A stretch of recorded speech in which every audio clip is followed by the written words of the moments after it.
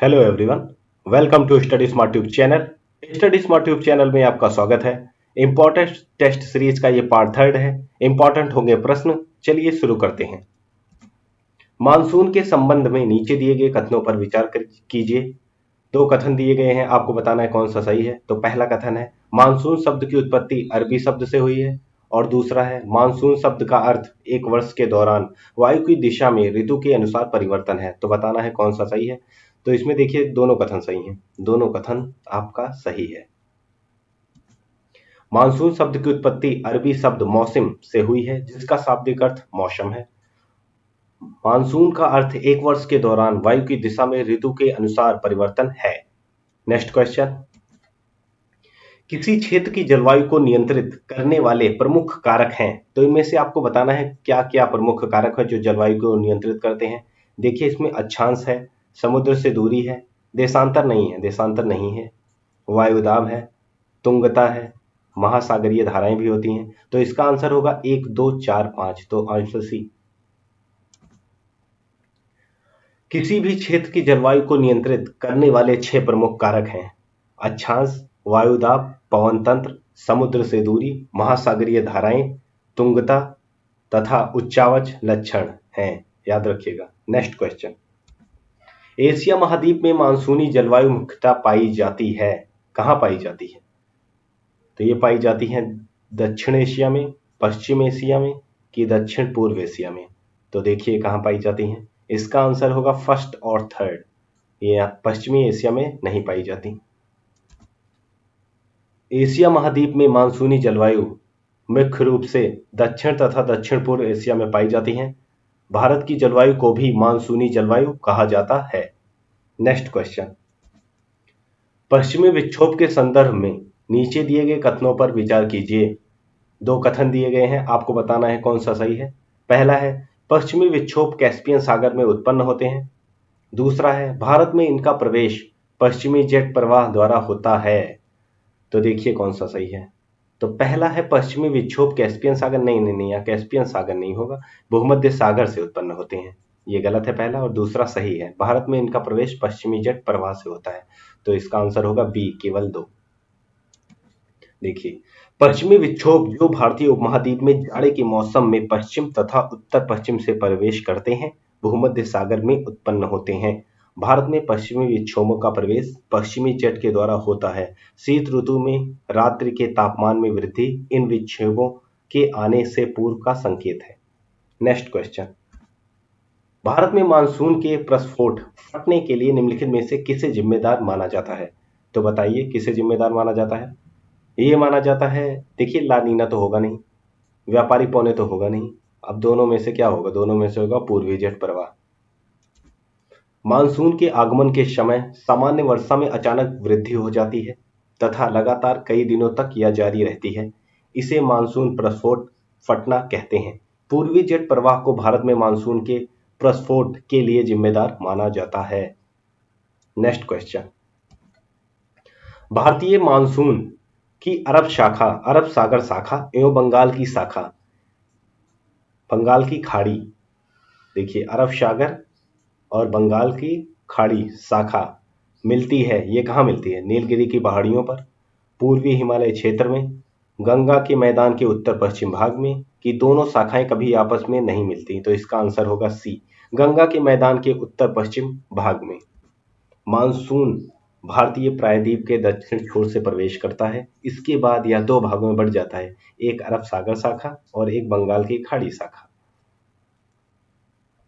बंगाल की खाड़ी शाखा दोनों गंगा के मैदान के उत्तरी पश्चिमी भाग में आपस में मिल जाते हैं। दोनों गंगा के मैदान ये आपका रहेगा।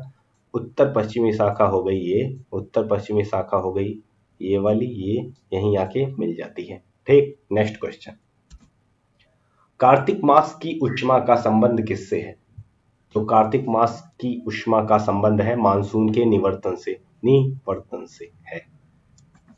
कार्तिक मास की उष्मा का संबंध मानसून के निवर्तन से है। मानसून के निवर्तन की ऋतु में आकाश साफ हो जाता है और तापमान बढ़ने लगता है। उच्च तापमान और आर्द्रता की दशाओं से मौसम कष्टकारी हो जाता है। इसे ही कार्तिक मास की उष्मा कहा जाता है। नेक्स्ट क्वेश्चन, शीत ऋतु में गोदावरी, कृष्णा एवं कावेरी नदियों के डेल्टाई प्रदेशों में आने वाले उष्णकटिबंधीय चक्रवात किस सागर या महासागर में उत्पन्न होते हैं? इंपॉर्टेंट क्वेश्चन है। शीत ऋतु में गोदावरी, कृष्णा, कावेरी नदियों के डेल्टाई प्रदेश में आने वाले उष्णकटिबंधीय चक्रवात किस सागर या महासागर में उत्पन्न होते हैं? देखिए, हिंद सागर तो होगा नहीं, दक्षिणी चीन सागर तो चीन के पास आ जाएगा, चाइना के पास, ये ऐसे यहाँ, और अरब सागर तो होगा नहीं, तो इसका आंसर है अंडमान सागर। अंडमान सागर होगा ये। नवंबर के प्रारंभ में उत्तर पश्चिम भारत, नवंबर के प्रारंभ में उत्तर पश्चिम भारत के ऊपर निम्न दाब वाली अवस्था बंगाल की खाड़ी पर स्थानांतरित हो जाती है। यह स्थानांतरण चक्रवाती निम्न दाब से संबंधित होता है जो अंडमान सागर के ऊपर उत्पन्न है। नेक्स्ट क्वेश्चन, भारत के किन क्षेत्रों में 50 सेंटीमीटर से कम वर्षा होती है? तो देखिए, इसमें तो पूर्वी राजस्थान होगा नहीं क्योंकि यहाँ पे ज्यादा होती है, गुजरात भी होगा नहीं, यहाँ पर भी होती है, तो बचा दो, तो यही होगा लद्दाख और पश्चिमी राजस्थान। तो इसका आंसर है 2 और 3। प्रायद्वीपीय भारत के कुछ भागों में, विशेष रूप से आंध्र प्रदेश, कर्नाटक और महाराष्ट्र में तथा लद्दाख एवं पश्चिमी राजस्थान के अधिकतर भागों में 50 सेंटीमीटर से कम वर्षा होती है। नेक्स्ट क्वेश्चन, आंवला, चंदन, महुआ, सागौन आदि प्रजातियों के वृक्ष किस प्रकार के वनों में पाए जाते हैं? तो किस प्रकार के वनों में पाए जाते हैं? देखिए, सदाबहार सागौन में नहीं पाया जाता, शीतोष्ण कटिबंध में नहीं पाया जाता, आंसर होगा उष्ण आर्द्र पर्णपाती वन, आर्द्र पर्णपाती वन में पाए जाते हैं। उष्णकटिबंधीय पर्णपाती वनों को जल की उपलब्धता के आधार पर आर्द्र एवं शुष्क पर्णपाती वनों में विभाजित किया जाता है। आर्द्र पर्णपाती वन उन क्षेत्रों में पाए जाते हैं जहां वर्षा 100 सेंटीमीटर से 200 सेंटीमीटर होती है। यह वन देश के पूर्वी भागों, उत्तर पूर्वी राज्यों, हिमालयों के गिरिपथ प्रदेशों, झारखंड, छत्तीसगढ़ तथा पश्चिमी घाट के पूर्वी ढालों में पाए जाते हैं। याद रखिएगा। नेक्स्ट क्वेश्चन, शुष्क पर्णपाती वनों के संदर्भ में विचार कीजिए। 2 कथन दिए हैं, आपको विचार करना है कौन सा होगा। तो यह वन उन क्षेत्रों में पाए जाते हैं जहां वर्षा 70 से 100 सेंटीमीटर होती है, पहला। दूसरा है, शुष्क ऋतु शुरू होते ही शुष्क पर्णपाती वृक्षों के पत्ते झड़ जाते हैं और घास के मैदान में नग्न पेड़ खड़े रह जाते हैं। तो इसमें कौन सा सही है? तो इसमें दोनों सही है, आंसर होगा 1 और 2 दोनों। देखिए, शुष्क पर्णपाती वन उन क्षेत्रों में पाए जाते हैं जहां वर्षा 70 से 100 सेंटीमीटर के बीच होती है। यह वन प्रायद्वीपीय पठार के वर्षा वाले क्षेत्रों, उत्तर प्रदेश तथा बिहार के मैदान में पाए जाते हैं। इन वनों में मुख्य रूप से तेंदू, पलाश, बेल, खेर और अक्सरवुड आदि मिलते हैं। याद रखिएगा। नेक्स्ट क्वेश्चन, बहुमूल्य प्रजाति की देवदार वन पाए जाते हैं। तो देवदार के वन पाए जाते हैं कहाँ? तो ये पाए जाते हैं पूर्वी हिमालय नहीं, पश्चिमी हिमालय में पाए जाते हैं। ये इसका आंसर होगा पश्चिमी हिमालय। हिमालय के पश्चिमी भाग में बहुमूल्य वृक्ष प्रजाति देवदार के वन पाए जाते हैं। देवदार की लकड़ी अधिक मजबूत होती है और निर्माण कार्य में प्रयुक्त होती है। याद रखिएगा। नेक्स्ट क्वेश्चन, भारत में शोला वन पाए जाते हैं। तो शोला वन कहाँ पाए जाते हैं? देखिए, विंध्याचल पहाड़ी तो होगा नहीं क्योंकि वहां शोला वन नहीं पाए जाते। अन्नामलाई पहाड़ी पर और पलानी की पहाड़ी पर और नीलगिरी पहाड़ी पर। तो इसका आंसर होगा 1, 3, 4। तो ऑप्शन नंबर डी,